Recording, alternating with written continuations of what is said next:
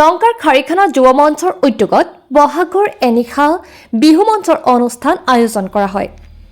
এই অনুষ্ঠানৰ শুভাৰম্ভণি কৰে লংকা আৰক্ষী থানাৰ ভাৰপ্ৰাপ্ত বিষয়া প্ৰশান্ত বেজবৰুৱা মহোদয়ে। তেওঁ নাহৰপুলি গছ ৰোপণ কৰি অনুষ্ঠানৰ শুভাৰম্ভণি কৰে আৰু অসমৰ যুৱ প্ৰজন্মৰ হাৰ্টথ্ৰব জুবিন গাৰ্গলৈ শ্ৰদ্ধাঞ্জলি জ্ঞাপন কৰাৰ লগতে অকণমান বিহু গাই ৰাইজক আনন্দমুখী কৰি তোলা পৰিলক্ষিত হৈছে। ইয়াৰ পাছত সীমান্তৱৰ্তী দাঁতিকাষৰীয়া অঞ্চলৰ যিসকল ছাত্ৰ ছাত্ৰীয়ে 2025-26ত হাইস্কুল শিক্ষান্ত পৰীক্ষা আৰু উচ্চতৰ মাধ্যমিক শিক্ষান্ত পৰীক্ষাত উত্তীৰ্ণ হয় সেইসকল ছাত্ৰ ছাত্ৰীক সম্বৰ্ধনা জ্ঞাপন কৰা হয়।